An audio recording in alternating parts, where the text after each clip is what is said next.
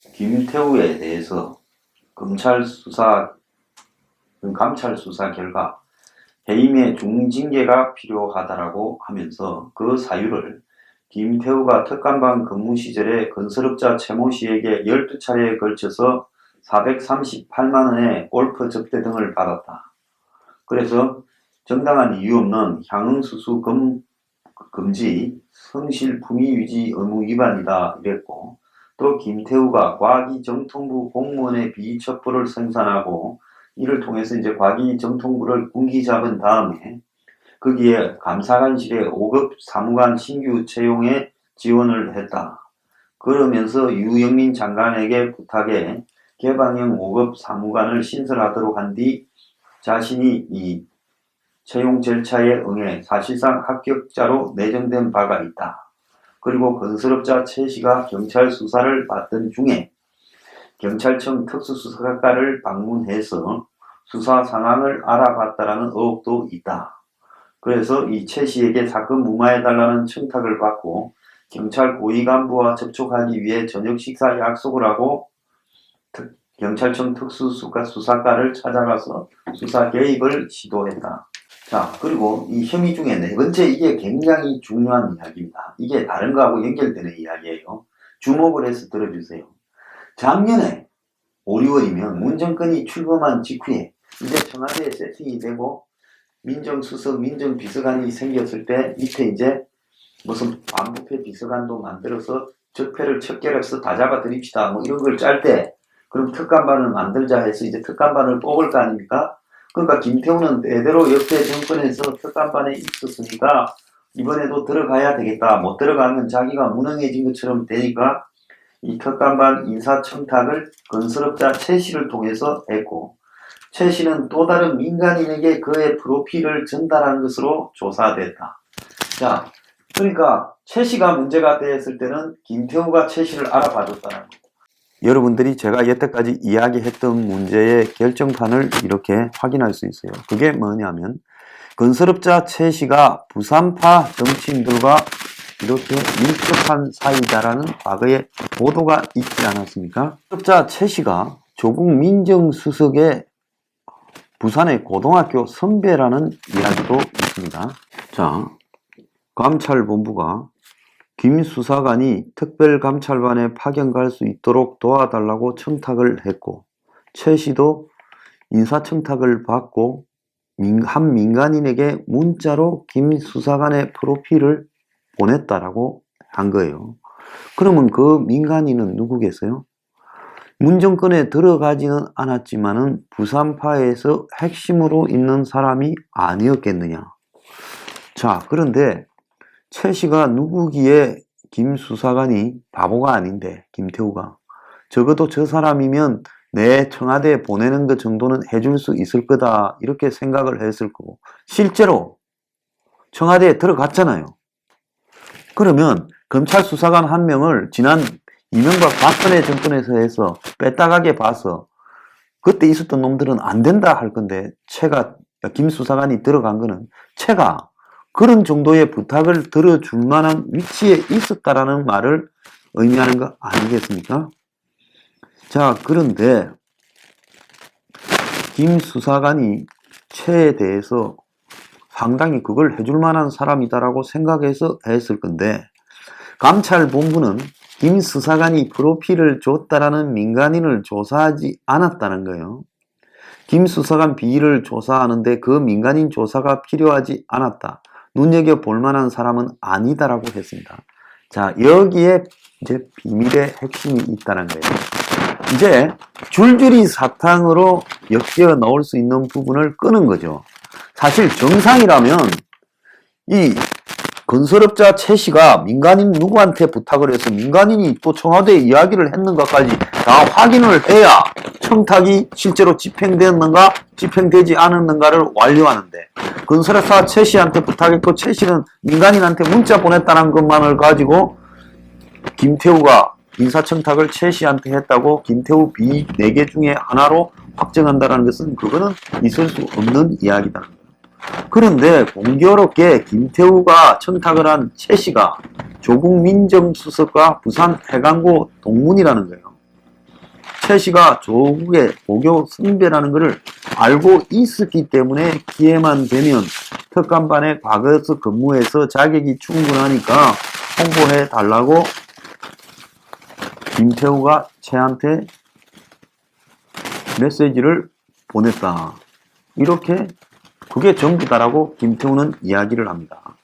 자, 내가 최 씨를 잘 아는데 최 씨가 조국의 선배니까 내가 그거 좀 나 좀 홍보해 달라고 보냈다. 문자 카카오톡 보냈다. 그게 무슨 청탁이냐 이 이야기죠. 최 씨가 김 수사관의 프로필을 준 민간인 또한 해관고 출신일 가능성을 배제할 수 없다. 조 수석은 최 씨를 본 적도 없고 알지도 못한다 이렇게 말을 했는데 이제 여기서 조가 크게 물렸을 수도 있다는 겁니다. 세계일보에 따르면 최 씨는 문재인 정부 공무원 인사에 영향을 행사할 정도로 실력자라고 이야기를 하고 또 김태우가 감찰을 했고 5급 사무관으로 갈라 했던 과학기술정통부가 최 씨한테 최 씨 회사에 상도 줬다는 겁니다. 한 사정기관 관계자는 세계일보에 최 씨는 공무원 인사에 영향을 미칠 힘이 있는 사람이다 했고 다른 사정기관 관계자도 최 씨는 돈을 건네는 사람이 아니라 인사청탁을 들어주는 인물로 알고 있다면서 최 씨가 인사를 움직일 수 있는 힘의 근원은 베일에 쌓여 있다. 최 씨는 과연 문 정부의 공무원 인사에 영향력을 행사하는 사람일까? 그는 누구냐? 시 법률 대리인 석동현 변호사는 몇 년째 알고 지낸 최 씨가 조국 민정수석의 고등학교 선배다. 지난해 5, 6월에 민정수석실에서 6급 수사관 1명을 감찰반원으로 뽑는다는 공지를 김태우가 보고 최 씨에게 특감반 근무 실적과 과거 경력 등을 언급하며 기회가 되면 홍보 좀 해주라 했고 그래서 검찰 내부의 절차에 따라 민정수석실 파견 희망 지원을 했고 7월 1일 반부패실에서 작년이죠. 면접 보러 오라 했고 면접 자리에 박형철, 이인걸 등이 있었고 면접 자리에서 다음 주에 출근하라 했고 그래서 특감반 근무를 했고 특감반에 가고 싶은 상태에서 민간인 최 씨에게 하소연이나 도움 요청한 정도다.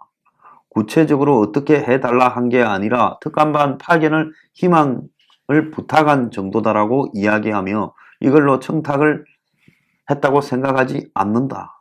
면접까지 봐서 뽑혔다. 이렇게 말을 했습니다. 그런데 검찰은 감찰 결과를 발표할 때 최 씨가 청와대 관계자가 아니라 민간인 3자를 통해서 인사정보를 전했다. 자, 그러면 최 씨가 조국 선배인데 상식적으로 보면 조국하고 잘 안다라는 말이 암시되어 있는 거 아니겠습니까? 김태우가 이런 걸 폭로한 거는요. 자, 그러면 조국이 이 건설업자 최 씨와는 또 무슨 관계이냐를 이야기를 해야 될 타이밍이 되지 않았겠습니까? 자, 그리고 민간인이 누군지를 왜 검찰이 수사를 안 합니까? 그 민간인이 누구인지를 당연히 수사를 해서 그거를 검찰이 밝혀야지요. 청와대 이제 해명이 또 더 궁색해집니다. 청와대는 김태우가 특별감찰반으로 채용된 배경과 관련해 건설업자 최 씨나 그 어떤 사람으로부터도 청탁을 받은 바가 없다. 최 씨에게 인차 청탁을 김태우가 한 것과 김태우가 감찰반원이 된 것의 관련성은 제로다라면서 이렇게 말을 합니다. 청와대가요. 자, 김은 최에게, 최는 민간인에게, 그리고 이제 됐다는 겁니다. 김이. 그러면 그 민간인이 청와대에 또 누구한테 영향력을 행사했느냐? 그 민간인은 누구냐? 근데 최도 또 나름대로 이 정권에서 인사에 힘을 가지고 있는 사람이다라고까지 지금 이야기가 나오고 있지 않습니까? 그러면 인사에 힘을 가지고 있는 최고, 또 조국의 고등학교 선배고 나름대로 건설업을 해서 재력도 있고 그러면 또 부산파하고 건설업자 최 씨가 가깝다 하고 그러면 직접 연결하지 왜 또 다른 민간인을 하나 끼워서 합니까?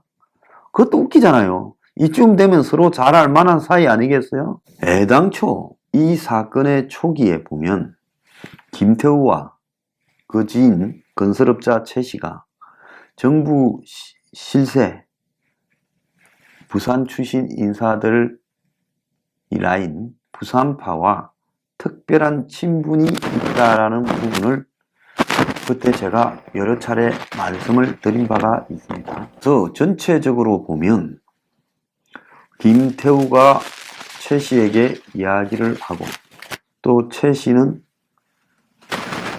건설업자 최 씨는 또 다른 민간인에게 부탁을 하고 이렇게 됐는데 김태우가 감찰 조사에서 최 씨가 유력 인사를 많이 알고 있다고 믿고 청탁을 했다. 최 씨도 김태우 청탁을 크게 신경 쓰지 않았다라고 쌍방이 다 인정을 했답니다. 그래서 실제로 이렇게 또 파견이 됐죠. 그러면 성공한 청탁이었다라는 겁니다. 자, 김태우가 이런 뭐 청탁을 했다라는 부분은 우리는 별로 신경 써서는 안 됩니다. 왜? 고영태가 그 의인이라고 하지 않았습니까? 좌파 진영에서는요. 그건 무슨 말입니까? 고영태가 여러 가지 살아온 과정이나 또 그가 최순실 옆에서 저지른 혐의도 있어서 이 빵을 또 갖지 않았습니까? 그렇지만은 고영태 폭로가 자기들한테 유리하다고 보고 의인이라고 했죠. 우리가 여기서 김태우를 바라보는 시각에 대해서 보수 일지에서는 김태우가 막 의인이다, 양심적 폭로자다 이렇게 이야기하는데 그렇게 되면 나중에 또 현실을 자각하면 실망할 수도 있으니까요. 제가 그렇게 하지 마라 했지 않습니까? 그냥 김태우는 자기 딴에는 억울한 일이 당해서 폭로를 한 사람입니다. 사람의 폭로를 할 때요. 꼭 양심적 폭로만 있습니까? 비양심적 폭로도 있는 것이고 이해관계 폭로도 있는 거예요. 대부분의 폭로는 기분이 나빠서 배신이 너무나 화가 나서 내가 당했다고 생각해서 그 분노를 못 이기고 폭로하는 거예요. 그야말로 권력 핵심과 관련되는 부분을 대상으로 해서 양심적 폭로하는 사람은 아무도 없습니다. 그래서 그 폭로가 양심적 폭로인가 비양심적 폭로인가 이해관계 폭로인가 기분 나빠 폭로인가는 우리가 알 바가 없는 거예요. 그리고 폭로에서 독수독가라는 게 어디 있습니까? 그거는 독수독가론이라는 게 뭡니까? 검찰이 불법적으로 수집한 증거를 갖다가 인정할 수 없다거나 그 증거에서 파생된 증거도 인정할 수 없다는 거 아닙니까? 그런데 사람이 폭로할 때 뭐 양심으로 폭로해야 그 폭로가 맞고 비양심으로 폭로하면 폭로가 맞지 않는 겁니까? 그거는 아니지요. 자, 최순실 사태와 관련해서 나왔던 수많은 폭로가 양심적 폭로입니까? 비양심적 폭로입니까? 기분 나빠 폭로입니까? 기분 나빠 폭로, 비양심 폭로, 내연관계 깨져 폭로 등이 다 포함된 폭로지요. 그래서 폭로는 그 폭로의 결과가 중요한 것이지 폭로하는 사람이 무슨 생각을 갖고 있고 그 사람이 착한 사람인가 나쁜 사람인가를 따질 필요는 없다라는 겁니다. 폭로의 사실성 여부만 따지면 되는 거라고 봐요. 자, 그래서 결국은 김태우의 청탁은 청탁일 수 있어요. 김태우는 청탁했던 게 아니라 하더라도 감찰 결과가 맞을 수 있어요. 그런데 중요한 거는 우리가 여기서 집중해야 되는 거는 김태우가 청탁을 했냐 안 했냐가 중요한 게 아니라 김태우의 청탁을 조국이 관여돼 있냐 아니냐가 이제 핵심이 돼버린 겁니다. 그러지 않습니까? 자, 거기에서는 또 다른 문제가 터져 나올 수 있죠. 지금 김태우가 이런 폭로를 할 때는 자신이 아직 안 나왔는데 청와대의 부산파와 임종석파 간의 대결에 이용을 당해가 앞장을 섰다가 팽당하면서 화가 나서 폭로할 수가 있는 거예요. 박관천이, 조홍천이가 김기춘 실장이 시켜서 했는데 김기춘은 또 3인방이나 최순실에 밀려서 그냥 그걸 더 이상 이 보고를 갖다가 이렇게 덮어버리라고 하고 쫓아내니까 앙심을 품고 밖으로 유출됐는지 뭐 박관천이가 했는지 아닌지 모르지만 자료가 돌아다닌 걸 수도 있어요. 그래서 그런 부분으로 보자면 이제 여기서 중요한 것은 부산파와 조국 간의 또 임종석 간의 여러 가지 내막들과 권력 투쟁에 따른 또 비리나 사찰이 등장할 수 있다는 겁니다. 자, 그러면 김태우와 최 씨는 언제부터 알았냐? 2012년부터 정보를 주고받으며 관계를 유지했고 이번 사건이 불거진 계기가 된 경찰청 특수수사과 국토교통부의 수사도 김 수사관에게 정보를 주면서 시작됐다는 겁니다. 지금 이 최 씨는 경찰에서 수사받고 있는 것이 뭔가 하면 교통부 공무원에게 사업을 따기 위해서 1,100만 원 뇌물을 건넨 피의자로 지금 수사가 전환이 되어 있는데, 이 김 수사관이 이걸 알아보려고 해서 이렇게 됐다라는 거예요. 그런데 평소에 이런 정도 알아보는 것 갖고 이래 시끄럽게 될 리가 없어서, 애초에 최 씨가 이 정권의 발이 넓어서 인사를 들어줄 수 있을 정도의 인물인데 1,100만 원 뇌물로 조사를 받고 있다는 것 자체가 권력 투쟁의 결과로 인해 부산파 쪽에 서 있던 최 씨가 걸려들었을 가능성도 있다고 봐야 되는 겁니다. 제 말이 무슨 말씀인지 아시겠죠? 그래서 지금 최나 김태우 문제가 단순히 비리나 비리를 알아봐 주는 거, 그런 문제가 아니라 한마디로 권력의 대립 과정에서 중간에 썼던 이 새우들이 등이 터지는 사태일 수도 있다는 겁니다. 자, 그래서 근데 중요한 것은 왜 대검이 감찰부가 조사를 해놓고 수사 의뢰는 안 한다는 거죠. 사법적인 처리요. 징계만 하고요. 이거는 김 수사관을 건드렸을 때 김 수사관과 검찰 내부에 얽혀있는, 윤석열이하고도 가깝다 그랬잖아요. 수많은 사안들이 다 터져나와 버림으로써 청와대와 김태우의 싸움이 또 김태우와 친정 검찰의 싸움으로 이렇게 퍼질까봐 겁이 나서 그랬을 수 있다. 자, 김태우는 최 씨와 조국이 선후배 관계라는 것을 최 씨와의 대화로 알고 있었다는 거고, 그러면 내가 조국 선배다라고 해서 바로 청탁했겠어요? 이 정도 되는 빠꾸미가? 아니죠. 내가 조국하고 평소 밥도 먹고 잘 알고 뭐 내가 조국한테 그 정도는 해줄 수 있지, 이런 정도를 알기 때문에 청탁을 했고 실제로 관철되지 않았느냐 하는 겁니다. 환경부가 산하기관 임원 동향 문건을 만들었다고 시인했습니다. 김태우가 요청해서 환경부가 만들었다고 시인을 했어요.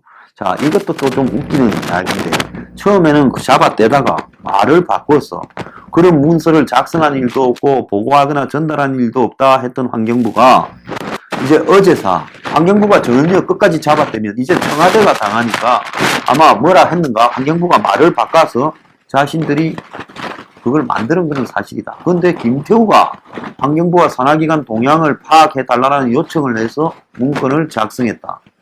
근데 이마저도 사실과 달랐다는 거예요. 환경부 감사 담당관은 저희 환경부 정보 담당자로 배정이 되어서 방문하겠다고 연락이 와서 저희들이 저쪽에 제공할 만한 정보가 없겠는지 그래서 그 자료를 제공하게 됐다는 거죠. 이 말이 뭔 말인가 하면 정보 담당자 우리 부서가 온다니까 우리가 그 친구한테 뭐 줄 거는 있어야 될 건데 고민하다가 그걸 주게 됐다, 이거 아니겠습니까? 그래서 당시 김태우가 해당 내용을 지목해서 그거 내놔라 한 것도 아니고 주대영 당시 감사관도 같은 정언을 했는데 설명 자료로 보기로는 그쪽에서 이거 이런 자료를 달라고 해서 줬다 이해를 했는데 그건 아니에요. 알고 있어야 할 동향이 뭐가 있느냐고 김태우가 물었고, 그래서 자신이 세 가지를 이렇게 골라서 세 개를 전달했다는 겁니다. 그래서 거기에 문서에 쓴 특별한 동료나 반발 등의 표현은 내부 갈등 기류를 파악한 것일 뿐 블랙리스트는 아니다라고 이야기를 했습니다. 자, 환경부는 해당 문건을 장관에게 보고하지 않았다고 말했지만 상부 보고 없이 그런 문건을 밑에 직원들이 막 외부에서 온 정보 요원들한테, 원래 저도 부서에 있었습니다만 이런 식으로 외부에서 온 정보 요원들을 자료를 줄 때는 딱 통로를 정해서 그 통로한테만 이렇게 주도록 하고 준 그 내용에 대해서는 이런 걸 줬습니다라고 보고하게 되어 있다는 겁니다. 자, 그래서 지금 거짓말이 거짓말을 갖다가 줄을 잇고 지금 늘어나고 있습니다. 자, 나중에 이 5부에서 다루겠습니다.